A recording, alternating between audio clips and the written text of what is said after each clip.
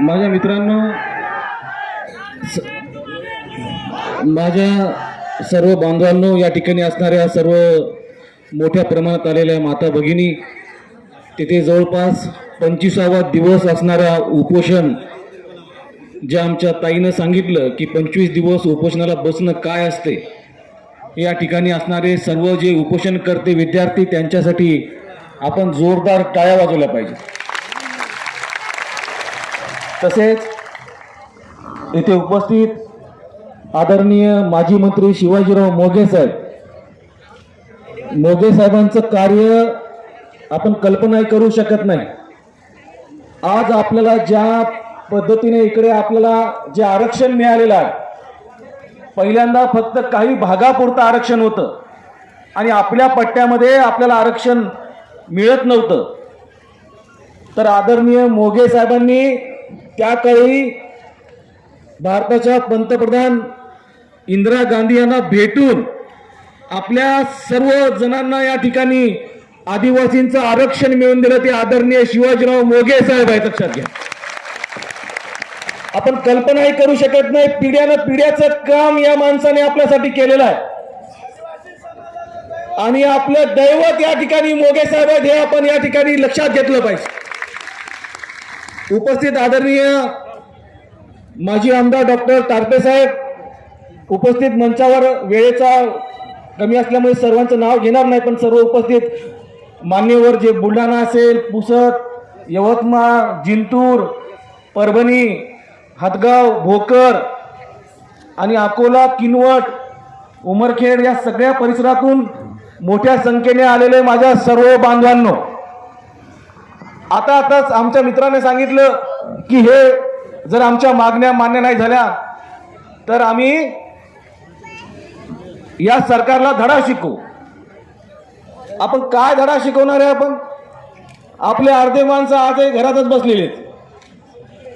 ज्यांना आज माहिती आहे मोर्चा आहे, ते माणसं आज या पद्धतीने आज घरीच बसले असतील तर माझ्या बांधवांनो, आपल्याला न्याय मिळू शकत नाही. एका एका माणसापर्यंत आपल्या समाजाबद्दल तळमळ वाटली पाहिजे, जी तुमच्यामध्ये मला या ठिकाणी दिसून येते. इथे असणाऱ्या आमच्या माय माऊली तर मोठ्या संख्येने आहेत. आज त्यांनी त्यांच्या हाताचं काम सोडून या ठिकाणी आलेले आहे. इथे असणारे आमचे अनेक माणसं, ज्यांच्या घरामध्ये कोणी नोकरी लागलं नाही, ज्यांच्या घरामध्ये आरक्षण माहीत नाही, पण ते माणसं सुद्धा या लढ्यामध्ये उभे राहिलेले आहेत. आणि ज्या माणसाला आरक्षण मिळालं, ज्या माणसाला आरक्षणाच्या माध्यमातून त्याला पगार मिळाली, त्यातले जवळपास तुम्हाला सांगतो 25-30% लोक अजूनही समाजाबद्दल दूरच राहिलेले आहेत. पण या माध्यमातून माझ्या बांधवांनो, हा लढा जो आहे आपल्या सर्वांना लढावा लागणार आहे. या लढ्यामध्ये अनेक जणांनी या ठिकाणी मदत केलेली आहे, अनेक जणांनी धावून आलेले आहेत समाजासाठी. त्यामध्ये अनेक कर्मचारी बांधव असतील, अनेक शेतकरी बांधव, अनेक कष्टकरी बांधव या ठिकाणी आलेले. या सरकारला आज काय जाणीव आहे बरं? आपण कशासाठी मोर्चा काढला? हे सरकार आपल्या मुलांच्या जागा भरत नाही म्हणून. इथे बसणाऱ्या माझ्या मायमावलांना सांगतो, हे सरकार आपल्या मुलाच्या जागा भरत नाही. आज आपले अनेक मुलं डॉक्टर, इंजिनियर होऊ शकले असते. आज MSc, PhD झालेले, BEd झालेले मुले आहेत, पण ते आज ऊस तोडीला जावं लागते. याला कोण जिम्मेदार आहे? कोण जिम्मेदार सांगा बरं, कोण जिम्मेदार याला? याला जेवढं सरकार जिम्मेदार आहे तेवढेच आपणही जिम्मेदार आहोत. आपण काय करतो?